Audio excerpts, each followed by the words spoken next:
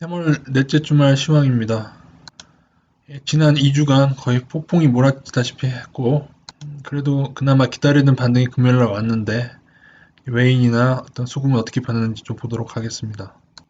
일단은 금요일 자체는 외국인 또 5,800억 매도하였습니다. 근데 요즘 최근 들어서 코스닥 같은 경우에는 조금 매수에 나서는 모습을 계속 보여주고 있죠. 실망스러운 것은 선물이 5천억, 미니 선물도 조금 매도했던데요. 1,000억. 그래서 거의 6,300억 정도 다시 매도가 나와서 이번 월물은 이제 누적이 얼마가 남아있느냐 합쳐서 계산해보면 1조 3천억 정도 그래도 아직은 외국인이 상방입니다. 그래서 코스피 보시면은 외국인들 현물입니다. 주식 매도 강도가 너무 셉니다. 최근 들어서 세고 심지어 금요일날 반등이 온 그날도 5,800억을 코스피 매도했습니다. 그래서 올해 1월부터 코스피 개인은 18조 원, 외국인 13조 원 매도였고요. 개인은 매수, 외국인 기관은 매도. 13조 원을 무려 지금 3월 20일이니까 3개월이 채 안 됐죠. 단기간 대비 엄청난 매도세입니다. 제가 좀 실망스러운 것은 어차피 이제 나스닥 만기도 끝나고 하는 금요일 정도는 물론 그날 밤에 끝나긴 하죠. 그래서 나스닥이 하락 마감했는데 글쎄요, 나스닥 파생 놀이라면은 일단은 다음 주부터는 외국인들의 매도가 좀 줄어들고 나스닥이 이제 반전하기로 되어 있다면은 이것도 조금 바뀔 것 같긴 한데요. 외국인보다 더 놀라운 것은 여전히 개인들의 매수. 제가 여러 조사를 통해서 저는 이들의 자금이 부동산 투기 세력이라는 거의 확정적인 심증을 가지고 있습니다. 지금 이 부동산 투기 세력의 돈이 얼마나 많은지 우리는 알 수가 있고 우리나라에 얼마나 썩었는지 투기 세력이 일반 투기 세력도 아니고 아마도 공무원들하고 같이 짜거나 움직이거나 그런 어떻게 보면 우리나라를 수도권을 쥐락펴락하던 투기 세력의 가능성이 큽니다. 그런데 그 투기 세력이 하필 투자를 시작한 그 해에 12년 만에 금융위기급의 폭락이 일어난 겁니다.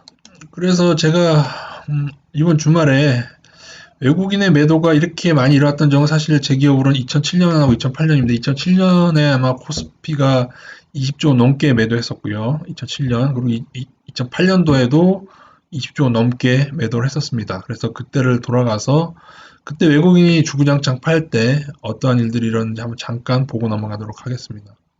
자, 2007년 7월로 돌아가 보겠습니다. 여기가 외국인이고요. 보시다시피 외국인의 강도가 물론 금액은 기간 대비 금액은 지금이 더 큰 것 같긴 해요. 근데 전체적으로 그 해에 제가 20조 원 넘게 매도했다고 말씀드렸죠. 25조 원인가 그래요. 근데 봤을 때 2007년 7월에서부터 시작해서 계속적으로 매도합니다. 근데 주가를 한번 볼게요. 2007, 요 하락 시작할 때 여기가 한 1900선, 1800, 1900 언저리에 1900 언저리에 시작해서 계속 매도를 한 동안에도 여기까지 매도했는데 별로 떨어지지도 않았어요. 그죠? 그때 왜냐하면 펀드 열풍으로 기관들이 많이 사고 투신권 보시죠. 그때 우리의 펀드 열풍, 여러분의 펀드 열풍이 증시는 지탱하면서 외국인들이 나갈 기회를 준 겁니다. 근데 이제 지금은 어떻게 보면 투신권이 아니라 어떤 부동산 투기 자금이 외국인들이 이렇게 탈출할 그걸 준 거죠. 근데 보시면은 진짜 폭락은 2007년에 나오진 않았었어요. 쭉 보겠습니다. 그다음부터 점점 매도 강도가 하루에 1조 원도 나오고 좀 커지기도 하고 그래도 여전히 투신권에서는 계속 펀드 자금 들어와서 주가 오릅니다. 제가 이때도 많이 경고했는데 경고하는데도 올랐기 때문에 별로 제 말을 들었던 사람이 없었던 걸로 제가 기억합니다. 근데 뭐 외국인들이 이렇게 많이 나갔는데 조심할 수밖에 없었죠 그때. 그래서 쭉쭉쭉쭉 하고 그래서 이 운영 카페에 계신 분들은 알지만 그래서 제가 결국에는 쭉 보십시오. 2007년 말까지 뭐 가끔씩 매수가 들어오는데도 하고 심지어 근데 재밌는 건 여러분 드디어 주가가 더 오르기 시작합니다. 재밌죠. 주가가 더 오르기 시작합니다. 그러니까 무조건 외국인이 판다고 해서 떨어진다. 그건 맞지 않아요. 보다 기관이 사면 근데 보십시오. 기관하고 개인의 다른 점은 투신권이라고 하더라도 여러 개인의 돈을 받아서 어떤 한 펀드 매니저가 큰 자금을 하나로 운용을 할 수가 있죠. 그러니까는 이런 견인이 가능한 거예요. 근데 개인들은 아무리 물론 이때도 매수가 있었지만 개인들은 아무리 많이 달려들어도 서로 간의 의견이 일치하지 않기 때문에 조금만 안 좋은 뉴스 나오면 서로 팔고 나갈 때 의견이 일치가 안 되면은 어느 한 방향으로 갈 수가 없습니다. 근데 지금은 뭐다? 근데 지금은 또 조금 다르죠. 일반 개인이 아니라 만약에 어떤 투기 자금이다. 근데 만약에 이 투기 자금이 지금까지 쏟아부은 돈보다 더 많은 돈을 가지고 있고 이들이 만약에 한 방향으로 움직이기를 그 한 방향 움직이는 큰 하나의 자본이라면은 물론 그것도 다른 일이 벌어질 수는 있겠죠. 근데 이것도 이제 부동산 투기 세력이라고 하는 것도 추정일 뿐이지 정확히는 아직 모르지 않습니까? 어쨌든 좀 더 보겠습니다. 어차피 2008년도까지 외국인들은 계속 이후에도 이제 20조 원이 더 나갑니다. 지금 나간 13조 원 문제가 아니고 계속 한 50 몇 조 원이 나가요. 2년 동안이요. 해서 쭉 보겠습니다. 그래서 주가는 근데 이제 2008년 들어서부터 외국인의 매도가 좀 쌓이니 그때부터 떨어집니다. 아시겠죠? 한 20조 원 넘게 16년부터 보면 30조 원 넘게 외국인의 매도가 쌓이면서 2008년 들어서 지수가 물론 이때도 안 떨어지네. 1900하고 2008년부터 제 기억에는 떨어집니다. 2007년까지 안 떨어지죠. 2008년부터 1800선 이때부터 떨어져. 근데 사람들이 정신 못 차렸던 이유는 2007년도에도 1800 떨어졌다, 1700까지 떨어졌다고 다시 또 올렸거든요. 다시 올렸어요. 2008년도에도 외국인 나가는 거 쭉 보세요. 이때도 크죠. 이때도 큼직하게 1조 원씩 매도한 날도 있고, 그런데 여전히 투신권과 개인들은 정신을 못 차리고 있습니다. 이렇게 하다가 그저 계속 매도가 쌓여서 본격 하락이 시작되는 게 6월경인가 1500선에서부터 급하강을 하죠. 쭉 그냥 보겠습니다. 2005년 지금 6월 됐습니다. 6월. 그리고 6월부터도 외국인 이때부터 이제 본격적으로 팔면서 떨어지는 시기에 이때는 1500선에서 1400선으로 갈 겁니다. 7월. 이때도 반등을 하네요. 그죠? 1500, 1600. 근데 외국인들은 계속 판다. 1400 드디어 왔어요. 그죠? 그러다가 마지막에. 근데 보시면은 10월 달에 정말 개폭락을 했는데 1500에서 1000까지 급비 하락을 했는데 그때 던진 물량은 사실 기존에 던진 물량보다 작다. 보이시죠? 이때가 바로 900선이 왔을 때가 아니겠습니까, 여러분? 여러분이 개쪽박대던 그 해에 지금처럼 개쪽박대던 그 해에 물론 크긴 큰데 그동안에 매도했던 양에 비하면은 뭐 그죠? 10월에 또 사기도 하고 또 이런 상황입니다. 대충 이해가 되시죠? 이렇게 말씀하신 것 같습니다. 뭐 보긴 봤는데 뭐 어쩌라는 거냐 그렇게 말씀하실 텐데 저는 아직도 고민이 이겁니다. 예전에 외국인들은 자신들이 팔기 위해서는 어느 일정 기간은 선물을 이용해서든 아니면 기관의 매수세를 이용해서든 좀 더 높인 다음에 빠져나갔어요. 근데 이거는 어떻게 보면 합리적인 거죠. 한국 주식이 많이 들어와 있는데 빠져나갈 때 굳이 낮은 가격에 던지면서 나가기는 원치 않을 것이다. 그래서 이 의미는 이제 언젠가는 한번 큰 반등이 나올 수 있다는 의미이긴 합니다. 그러나 제가 지금 걱정은 지난 금요일을 반등으로 계속 또 오를 것인지 아니면은 한 단계 더 레벨 다운한 다음에 그 다음에 또 큰 반등이 올 것인지 거기에 대한 내용이고 또 하나는 어쨌든 급락의 형태에 있어서는 5일선을 회복 못하고 지금처럼 어떻게 보면 이거는 2008년 아까 말씀드린 4, 5, 6월 떨어진 모습이긴 한데 이때도 5일선을 회복 못할 경우에 5일선을 회복 못하고 쭉 떨어집니다. 여기서 회복하지만 다시 깨고 이때를 한번 아까처럼 쭉 가보도록 하겠습니다. 이때를 한번 쭉 가보도록 하면요. 이렇게 떨어집니다. 지금하고 한번 비교를 해볼게요. 일단 여기서부터 시작해보죠. 5일선 맞고 쭉 떨어지다가 5일선 회복했다가 깼다가 다시 회복합니다. 5일선 회복하고 21선 회복하고 올라갈 것처럼 하더니 많은 사람들이 이쯤에서 다시 올라갈 거라고 생각하는 사람이 굉장히 많았어요. 왜냐하면 2000선에서 1500 떨어졌는데 한 2000선에 이쯤 와가지고는 버핏이 한국 주식은 적정평가라고 2000선에서 그런 얘기를 했던 때가 불과 2007년이었는데 버핏도 이제 그때 미국 주식에 대해서도 그렇게 얘기하고 화들짝 올랐는데 나중에 밝혀진 사실이지만 버핏이 그때 팔았다고 해서 조금 욕을 먹었었죠. 우리나라에 온 것도 그런 식으로 얘기하고 팔려고 했을 것이다. 영악한 늙은입니다. 영악한 늙은이. 그리고 지금 떨어지는 강도를 보면 거의 이때랑 비슷합니다. 여러분도 보시다시피 이때랑 비슷하죠. 이때랑.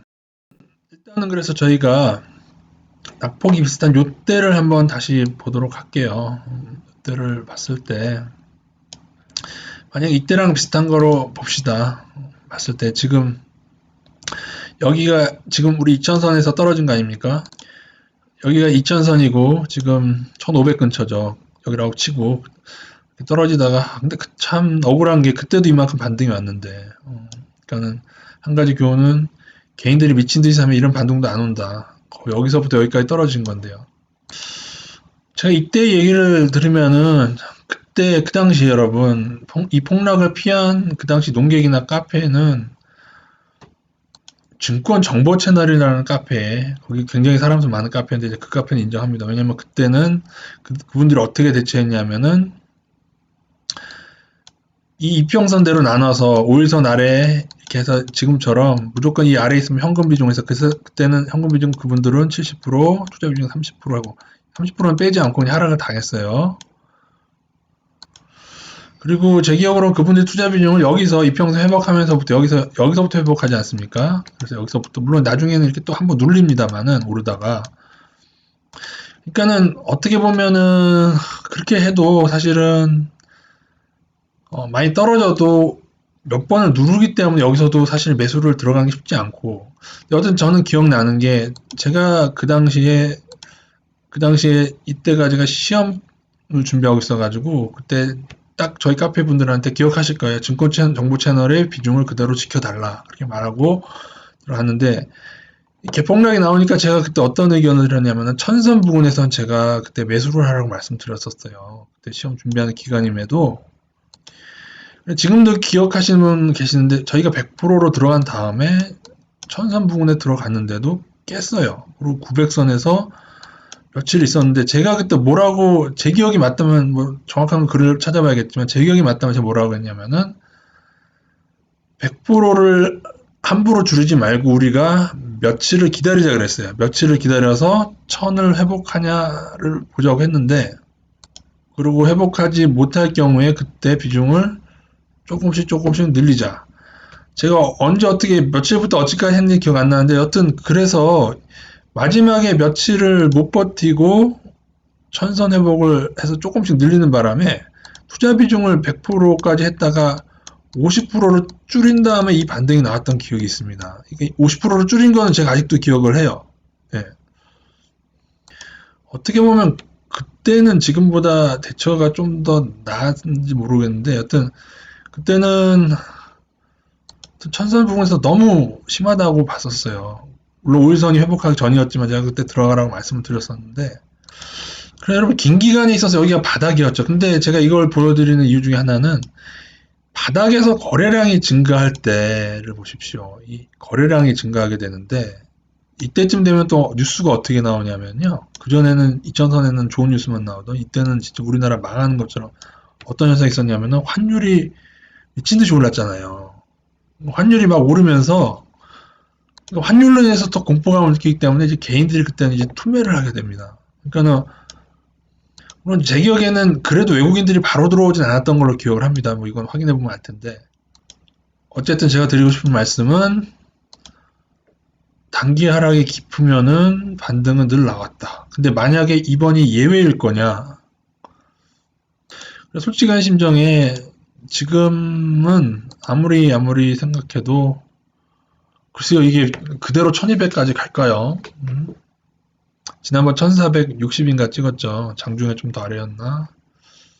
그래서 이쯤 되면은 고민이 깊어집니다. 그리고 자칫하면 털리는데 이때 이 반등을 보세요, 여러분. 이때 이 반등이 900선에서 1200까지 나왔어요, 심지어. 일본이거든요. 2주 만에 나온 거예요, 2주 만에.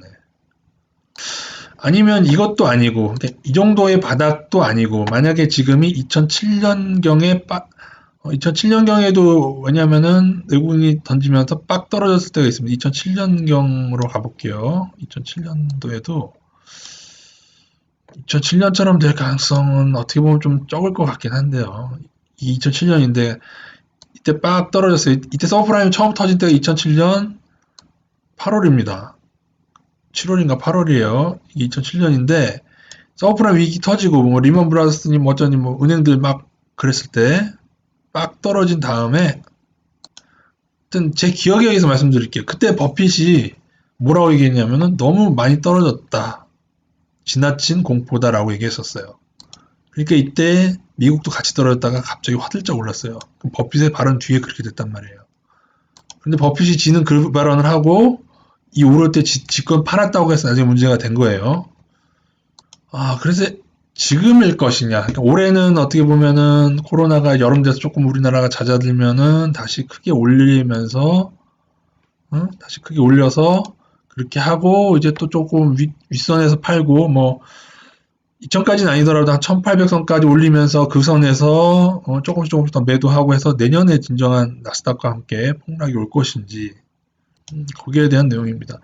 단기 폭락으로는 지금 거의 2008년 그때 10월까지 떨어진 수준에 거의 맞먹는 수준이고요. 그러나 2008년도 어쨌든 참 어렵죠. 어려워요. 그래서 어쨌든 간에 다른 건 몰라도 이번에 만약에 5일선을 회복하게 된다면 회복한 날이 여기긴 한데 그럴 경우에 1000 초반에서 매수를 5일선 회복한 날 여기 아니겠습니까? 그때 회복했을 때 1000 초반에서 1200까지 반등한다. 근데 문제는 그 다음에 또 누른다는 거죠. 만약에 지금 반등이 온다고 합시다. 근데 이제 아마도 이렇게 누르는 이 쌍바닥에서 아마 다 나가겠죠. 그래서 어렵습니다. 솔직히 어렵습니다. 그래서 좀 후회되는 게, 제가 좀 후회되는 게, 제가 제 라인을 정했음에도 지지난주 선물 만기를 보고 저희가 늘리기 시작한 게 여기였나요? 하여튼 여기 선물 만기가 언제야? 그러니까 목금 여기네요. 목금 여기서부터 늘리기 시작하고 그리고 제가 만약에 여기서도 떨어지고 하면은 그 다음 주에 손절한다 그래서 저는 사실은 여기서 늘렸던 걸 다시 월요일 날 다시 인버스를 다시 편입을 했거든요. 그래서 어쨌든 목요일까지도 현금 비중 25%는 있었습니다. 근데 이게 여기가 좀 이르지 않았나. 물론 저희가 현금을 85%나 가지고 있긴 했었지만은 또 하나 잘못된 거는 인버스 2배와 그 다음에 저희 중소형 서비스에서는 코스닥 부품주 중소형주를 가지고 있는데 그러니까는 그거는 제가 이미 알고 있어요. 당연히 하락장에서 코스닥이 개인이 많기 때문에 하락폭이 훨씬 심하다는 거는 저는 누구보다 잘 알고 있는데 그러나 제가 말씀드렸듯이 2008년처럼 급락하기보다는 2007년처럼 어느 레벨에서는 반등이 온 후에 그 다음에 다시 떨어진 요거를 너무 본 것 같아요. 그러니까는 외국인의 매도가 2008년만큼 쌓이지 않았다는 점에 있어서 저는 그 전에 반등이 올 거라. 근데 엄밀히 따지면은 그렇게 봐서는 안 될 시점이었던 거죠. 그러니까 돌아보면 여기가 깨졌는데 이게 깨졌잖아요. 좀 애매한 시기가 됐습니다. 그래서 지금 현금을 많이 가지고 계신 분들 얘기로 한다면은 근데 어차피 지금에서만 현금이 많이 있으시다면은 그런 분들은 사실은 분할로 이제 좀 들어가는 게 맞긴 맞아요. 하지만 본격 반등은 언제다? 거래량이 좀 늘어나면서 5일선을 회복하고 난 후에 올 수가 있다. 이 말 뜻은 자칫 잘못하면은 만약에 지금의 폭락이 예전과 다른 양상으로 벌어진다고 하면은 분명히 또 맞고 떨어질 겁니다. 설명해 놓고 봤는데 저도 잘 모르겠어요. 솔직히 이제. 아니 나스닥 오를 때 오르지도 못했는데 이렇게까지 떨어졌어야 됐나 하는 생각뿐이 안 듭니다. 솔직히. 나스닥은 저렇게 떨어져도 괜찮다고 생각했어요. 왜냐면 버블이 크니까. 근데 아무래도 우리나라가 그동안 코로나 환자가 많아서 그 영향도 좀 있긴 하겠죠. 또 하나 부동산 투기 세력이 떡떡 갖다 주니까. 그래서 지금의 단기적인 외국인의 매도 강도는 그때보다 더 세다는 걸 제가 보여드렸죠. 그래서 그것이 불안하신 분들은 계속 5일선 넘기 전까지 조심을 하시고요. 그러니까 굉장히 분할로 이후에도 대응을 하시고 그럼에도 나중에 5일선이 넘게 되면은 조금 많이 달려드는 식으로 하는 게 좋을 것 같고요. 일단은 저희 중소형주 카페 서비스에서 일단 100%를 해놨는데 원유가 많이 떨어져서 일부는 원유를 좀 들어가면서 그렇게 되면 또 주식 리스크도 조금 분산되니까 그렇게 할까. 원유도 바로 오를지 그거는 알 수는 없습니다. 지난 시간 설명드린 것처럼 조금 몇 개월 걸릴 수 있어요. 그래서 지금 녹음이 오늘은 좀 많이 길어지는데요. 일단 그래서 다음 주는 중요합니다. 왜냐하면 5일선을 회복할 수 있는 시기이기 때문에 5일선을 회복한다면은 무조건 100%를 유지하면서 어느 정도 1700대까지 작으면 1700대, 크면 1800 정도까지 반등을 보고요. 그러나 아마도 이게 정말로 올리려고 한다고 해도 다시 올린다고 해도 분명히 반등 온 다음에 분명히 쌍바닥을 만들 겁니다. 이게 2008년 저점처럼 된다고 해도 쌍바닥을 만들 것이고 아싸리 2007년도처럼 그냥 화들짝 올라버리는 경우도 또 존재해요. 저는 솔직히 그래서 양극단으로 가지 않을까 싶습니다. 나스닥이 양극단으로 가게 된다면은 양극단은 둘 중 하나죠. 그죠? 2007년처럼 미친 듯이 반등해서 여기를 회복하는 하나. 극단을 말씀드리는 겁니다. 아니면 여기서 10에서 20% 정도. 아주 더 많이 하락하기 힘들 것 같고, 제가 볼 때 한 10% 정도, 10에서 20% 정도 더 하락하든지. 그런데 이제 여기서 더 하락하게 되면은 지난번 제가 경고드린 대로 나스닥이 장기 차트를 깨게 됩니다. 그래서 여기를 벗어나게 되면 이때는 어쩔 수 없이 울며 겨자 먹기로라도 저희가 다시 현금을 확보해야 돼요. 근데 이거는 철칙이 어쩔 수가 없어요. 나스닥이 떨어진다? 어쩔 수 없어요. 나스닥은 많이 올라서 사실은 이거를 이렇게 보는 견해가 있을 수가 있습니다. 보세요. 이거는 지난번에 말씀드렸나 모르겠는데 제가 말씀드릴 때 꼭 오르고 난 뒤에 1차로 떨어져도 한 번 더 반등 오고 떨어진다고 했죠. 그렇게 한다면 오르고 난 뒤 떨어진 후 반등이 오고 나서 떨어진다 이렇게 생각할 수 있는데 이 그림을 잘 보시면은 이게 이거라면 그리고 이게 이거라면 다르죠. 이거는 이 고점보다 낮은 데까지 올랐다 떨어졌지만 이게 높은 짝봉이라고 해서 높게 오르고 떨어진 게죠. 이게 이거라면은 그리고 지금 떨어진 게 여기라면은 이렇게 되면 진짜 우울한 거예요. 무슨 말씀인지 아시겠죠? 지금의 시기가 여기가 아니고 여기 보이세요? 여기가 아니고 여기라면 어쩔 것인가? 제가 모든 위험은 나스닥에 달려있다 그랬죠. 나스닥이 버블이 크기 때문에.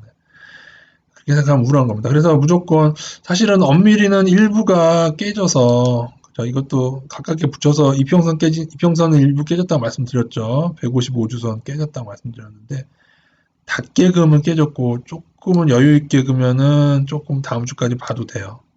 그래서 일단은 불안하신 분들은 나스닥 인버스가 두 배도 있고 그냥 나스닥 인버스도 있으니까 일부를 가져가시고요. 그러나 일단은 다음 주에 만약에 이것까지 깨게 되면 어쩔 수 없이 그 후에 화들짝 반등 나오더라도 어쩔 수 없이 나스닥 인버스는 일부 가져갈 수밖에 없을 것 같습니다.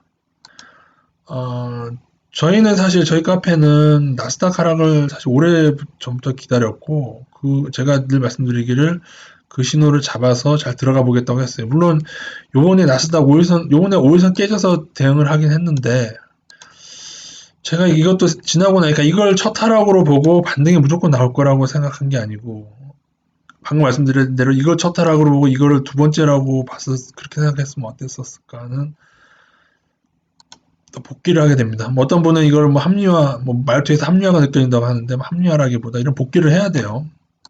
잘못된 건 왜 잘못됐는지 생각하고 고쳐야 되는 거기 때문에 이런 것을 그 점을 간과했다. 짝봉이라는 이론이 있는데 간과하지 않았나 생각이 들고 이후의 레벨은 어차피 요게 살짝 깨서 어떻게 보면 이걸 봐야 될 수도 있습니다. 여기 이 저점 여기를 지키느냐 여기마저 이탈하면은 그러면은 사실 여기 이탈하면은 바닥 알 수는 없어요. 단기로도 알기 힘듭니다.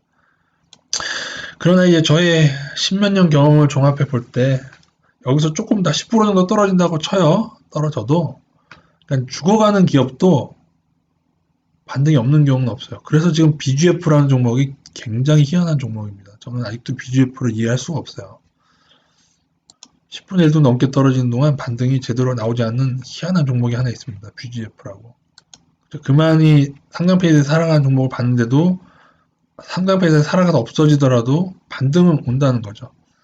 그래서 금요일날 반등이 맞죠. 그게 끝일지 아닐지 이번 주 지켜보고요.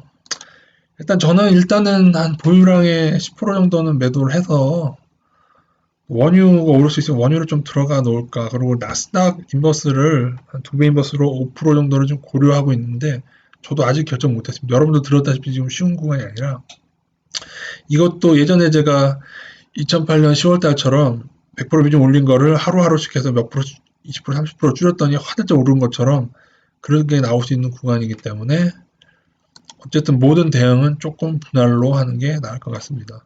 몇 가지 포인트는 있죠. 코스피가 5일선을 회복해야 된다는 거, 그리고 나스닥이 이 장기 추세를 깨지 않아야 된다는 거, 그리고 외국인의 선물이라도 조금 마치고 외국인의 현물 매도도 조금 잦아들 필요가 있습니다.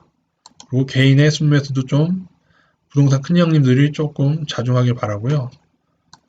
부동산 형님들이 예를 들어 지금 20조 원의 여유자금이 있어도요.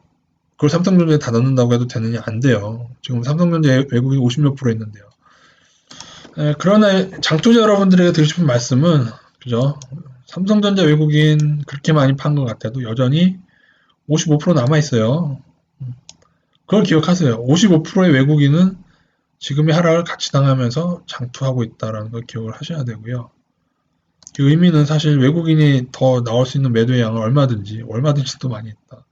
덤비지 마시라 라고 얘기하고 싶은데 차트적으로는 분명히 반등 타임입니다. 삼성전자도 어떻게 보면은 다시 이 라인을 이제 지키려고 하고 있죠. 그래서 반등이 올 타임인데 반등이 온다면 이제 반등 온 이후에 재하락을 좀 걱정해야 될 수가 있고요. 어쨌든 이러한 슈퍼개미들의 부동산 세력의 매수는 이러한 강도는 한 번도 없었던 일이기 때문에 이것도 어떻게 전개될까 흥미진진합니다. 많은 분들이 답답하실 겁니다. 지금 이 상황에 대해서 조심을 했는데도 막판에 이렇게 당하고 나면은 힘이 빠지는데 장투하시는 분들은 상관없어요. 저는 물론 삼성전자를 장투하라 그런 의미는 아닙니다. 물론 모르죠. 삼성전자가 또 중국에 따라잡힐지 아니면은 오히려 메모리, 빈메모리 분야에서 더 두각을 나타낼지 그거는 모르는데 어쨌든 간에 외국인들은 계속 투자를 하고요. 삼성전자가 제 기억으로는 2008년도 아까 그때 한 50% 정도가 단계 떨어졌어요. 지금 떨어진 거는 떨어진 게 아니죠. 삼성전자로 본다면. 왜냐하면은 그 당시에 삼성전자는 대략 이때거든요. 이때인데 2008년 이때죠. 거의 제 기억으로 50%가 맞을 겁니다. 50%가 맞습니다. 그러나 보십시오. 장투자라고 하는 것 지금 요거 50%안 되거든요. 저희 그죠? 지금 떨어지면 50% 되지도 않아요. 50%면 3만 원까지 떨어져야 되는데 50% 되지도 않는데 물론 그때는 2천선에서 1000선까지 떨어졌기 때문에 지금보다 단기는 지금이 크지만 긴 1년 기간으로 봤을 때 삼성전자는 50%까지 떨어졌었는데 그래도 보십시오. 발전하는 기업은 오르잖아요. 이렇게 오르잖아요. 그래서 외국인들 중에는 이러한 50% 정도 하락은 그냥 껌으로 견디면서 가는 분들이 꽤 있습니다. 삼성전자가 예전처럼 실적이 좋아질 거냐 안 좋아질 거냐 그건 여러분들의 선택에 달린 거죠. 예를 들어 뭐 나는 아니다 이제부터는 뭐 LG전자가 나을 거다 아니면 뭐 다른 게 나을 거다 그건 이제 거기에 대한 것이 바로 이제 앞으로 여러분 장기 투자자는 그 시점만 중요합니다. 중간에 마이너스 50%가 되면 뭐 할 거고 마이너스 70%가 되더라도 그때 코스닥 뭐 마이너스 50%더 떨어진 종목도 많은데 결국에 마이너스 70% 됐어도 나중에 여기 저쪽 거의 다 오르고 거의 다 오른 종목이 많아요. 예. 흑자 종목은 그렇고 적자 종목은 사라져가고 여러분이 어떤 투자를 할지 결정해서 저보다 좀 잘 저도 좀 저보다 잘 하시는 분 누가 좀 이끌어주는 분 있었으면 좋겠네요. 예. 어쨌든 저의 지식은 대략 여기까지 떠들어 봤습니다. 이상입니다.